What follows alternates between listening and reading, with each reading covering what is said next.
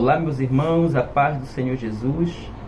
Me chamo Sanderson Moraes, moro no estado do Amazonas, na cidade de Manaus. Me congrego na Igreja Pentecostal Unida do Brasil. E eu quero compartilhar com os irmãos, através desse vídeo, um sonho que tive há alguns meses atrás. Foi o sonho sobre uma guerra no Brasil. Alguns meses atrás, meus irmãos, eu estava fazendo campanhas de jejum, de oração, orando pelas madrugadas. E eu estava num período que eu estava orando 3 horas por dia. Eu orava 1 hora de manhã, eu orava 1 hora à tarde e 1 hora na madrugada. E nesse período foi o melhor período da minha vida, aonde eu sentia muita presença do Senhor Jesus, muita presença do Espírito Santo, aonde Deus me mostrou muitas coisas, onde tive muitas visões, muitas revelações, porque quando nós passamos a buscar o Senhor, quando nós passamos a renunciar ao mundo e viver uma vida santa, uma vida justa, reta, íntegra diante do Senhor, nos afastando do pecado, o Senhor ele começa a se mostrar para nós. O Espírito Santo ele começa a nos encher com a sua presença. Ele começa a nos capacitar, a nos dar dons, os dons espirituais. E isso é muito maravilhoso. E eu me lembro que eu estava orando uma certa madrugada e fui dormir. E quando eu fui dormir, eu tive um sonho. O sonho foi o seguinte: eu sonhei que nós estávamos aqui na rua de casa, aqui no bairro, de tarde, finalzinho da tarde. Aí de repente nós começamos a ouvir barulhos de helicóptero passando. E era um barulho muito alto, muito alto. E nós aqui de casa, assim como os vizinhos, nós saímos para a rua para olhar para o céu, para ver o que estava acontecendo. E nós olhamos e vimos que eram centenas e centenas de helicópteros. Eles estavam cruzando aqui o céu do Amazonas. E a gente assustado, porque não sabia o que estava acontecendo. Talvez a gente estava pensando que seria um treinamento militar. Mas de repente, meus irmãos, os helicópteros começaram a soltar bomba. E não eram bombas pequenas, eram bombas grandes. E elas vinham caindo, pegando fogo. E quando ela batia no chão, explodia e destruía as casas e matava muitas pessoas. Aí nesse momento, os vizinhos aqui da rua começaram a gritar. Começaram a gritar. As crianças, as mães começaram a gritar. As pessoas desesperadas, porque os helicópteros estavam jogando aquelas bombas. E no finalzinho da tarde anoiteceu. E depois esses helicópteros passaram. E depois veio mais helicópteros, já de noite. E começaram a jogar aquelas bombas. E elas vinham caindo assim, fazendo aquele feixe de fogo. E batia no chão. Aí de repente fiquei desesperado. As bombas estavam caindo aqui perto de casa. E eu comecei a procurar minha filha, a Laina. Ela tem 16 anos. Eu comecei a gritar: Laina, cadê você? Minha filha, cadê você? De repente eu olhei, ela estava em cima de um poste. Diz que aqui tinha um poste de madeira. Nem tem mais esse poste, já tiraram. O poste ficar aqui na frente.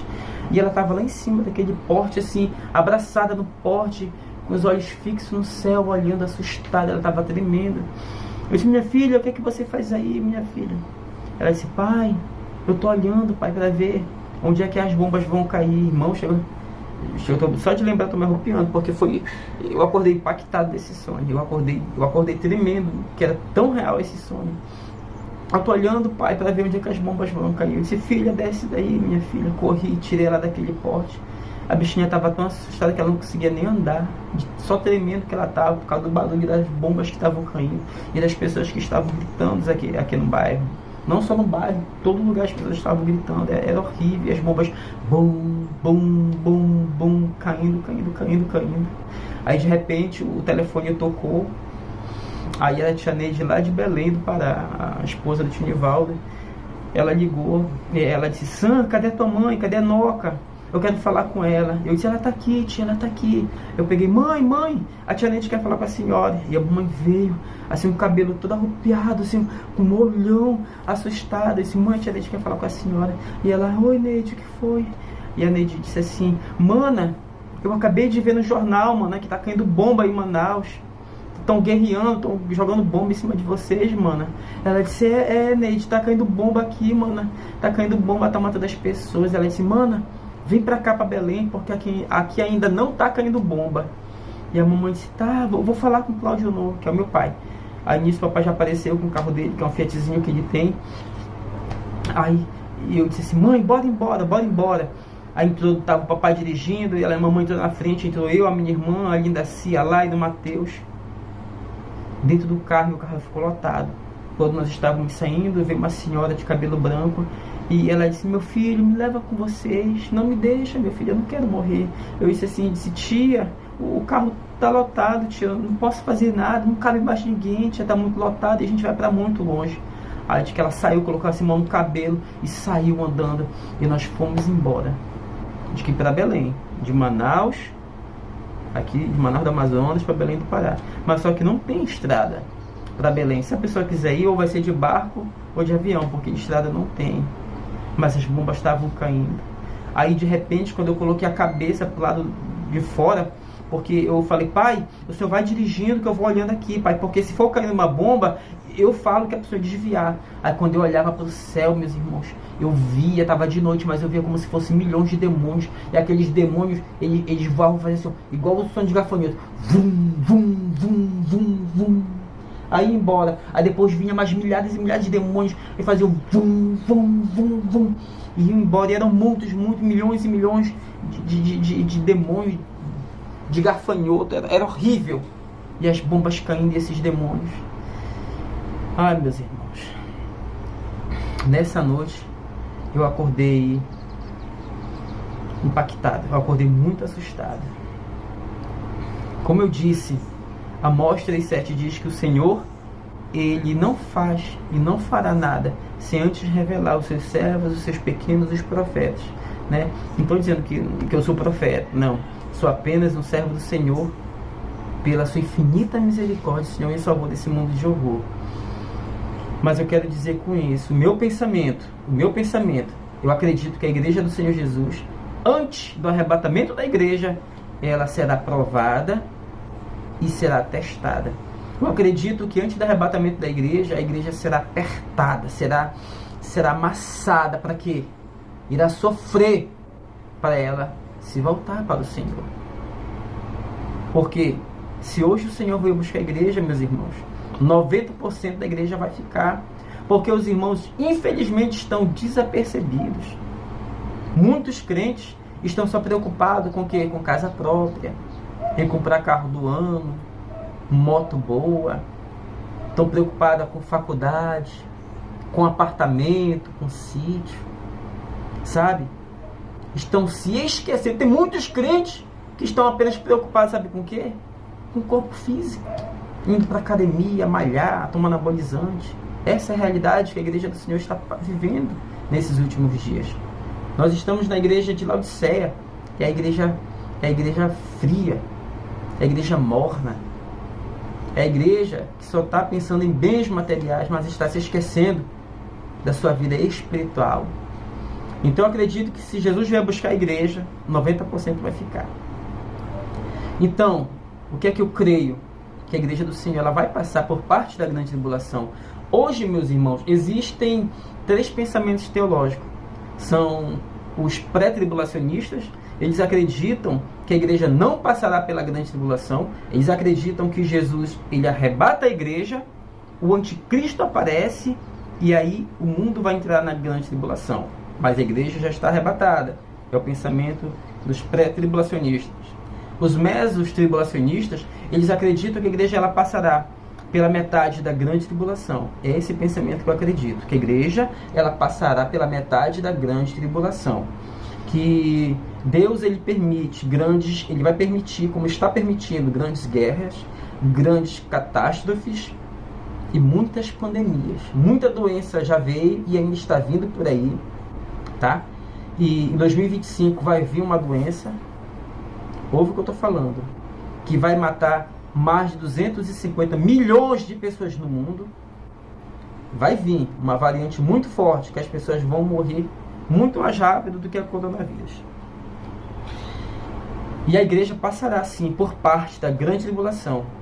E quando a igreja for apertada, a igreja não estiver mais aguentando de tanto sofrimento, eu acredito que vai acontecer um avivamento mundial, onde a igreja do Senhor será avivada, onde a igreja vai voltar como era nos primórdios, na igreja primitiva, onde a igreja vai viver um período de jejum e de oração, onde a igreja vai largar os adornos desse mundo, onde as pessoas vão largar a sua vaidade, onde as pessoas vão buscar o Senhor verdadeiramente, em espírito e em verdade, onde a igreja do Senhor vai voltar para essa doutrina. É nisso que eu acredito. Oh, glória! A igreja vai voltar para o Senhor Jesus Cristo nesse grande aperto que vai acontecer, que vai ser na metade da grande tribulação. Aí Jesus arrebata a igreja do Senhor. A igreja já vai estar pronta para arrebatamento, porque se vê agora, vai ficar muita gente. Já os pós-tribulacionistas, que é a terceira classe, eles acreditam que a igreja passará por toda grande tribulação pela sua totalidade. Mas aí eu já não acredito. Por quê? Porque no final da grande tribulação, os anjos do Senhor, como fala em Apocalipse, eles vão tocar as trombetas do Senhor. Então nessa terra vai acontecer muitas catástrofes, muitas desgraças, né? Aonde os ímpios serão consumidos. Então eu não acredito não que a igreja passará pela grande tribulação. Eu acredito que a igreja passará por parte da grande tribulação para ser reavivada, para o Senhor arrebatar. Tá bom? Então foi esse o sonho que eu tive. Eu sou um simples irmão, servo do Senhor, lutando pela minha salvação. Que eu vi esses helicópteros aqui no estado do Amazonas e caindo bombas, e as pessoas morrendo, gritando, grande desespero. Ficam todos na paz do Senhor Jesus Cristo. E você que é desviado, volte para os caminhos do Senhor, porque Jesus está voltando. Tá bom? Shalom.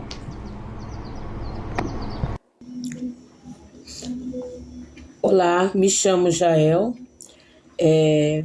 sou membro das Assembleias de Deus, Ministério de Cubatão, onde sou pastoreada pelo pastor Carlos Alberto de Almeida Silva. E este ano mesmo, de 2024, eu tive uma visão forte. Nós fomos chamados ali para estar em oração durante o dia, né, a igreja, e eu tive essa visão. Nós estávamos de joelho, orando, clamando, fazendo clamores pela nação brasileira, né? Então, eu tive uma visão de uma grande onda, uma onda maior do que um prédio, mais alto que você vê o prédio, né? Uma onda muito gigante. Só que paralela a essa onda estava atrás, anjo, 7 anjos estavam ali com a trombeta na mão. Tipo um chifre de carneiro ali lá em Israel, quando eles vão tocar, né? E aí eu fiquei maravilhada, não tive medo, mas ao mesmo tempo eu fui buscar, né, pesquisar sobre o assunto e pude constatar que cada trombeta ali que fosse tocada seria prenúncios divinos, mensagem do Senhor sobre a terra, do que está para acontecer. Então eu deixo aqui esse relato e tenho uma total interesse que o que há de acontecer, que o Senhor está mostrando os seus pequeninos na terra, né? O Senhor está mostrando, né? Então eu não tenho dúvida do que foi que o Senhor me mostrou e do que está para acontecer. Amém? Também tive um arrebatamento aqui no meu lar, né? Eu tinha acabado de chegar da igreja e tive um arrebatamento. Fui arrebatada para um lugar, era uma casa, e eu estava preocupada na arrumação de caixas, arrumando coisas, e de repente eu vi um estrondo muito grande. Pá! um estrondo que meu coração acelerou nesse momento. Era como que tivesse uma barreira, umas paredes, alguma coisa tinha caído. E eu fiquei de sobreaviso, mas continuei fazendo o que eu estava fazendo, preocupada em arrumar as caixas, as coisas que eu estava arrumando. E, de repente, ouvi uma voz que dizia: não vai dar tempo para nada, não vai dar tempo, não adianta, vocês não vão levar nada.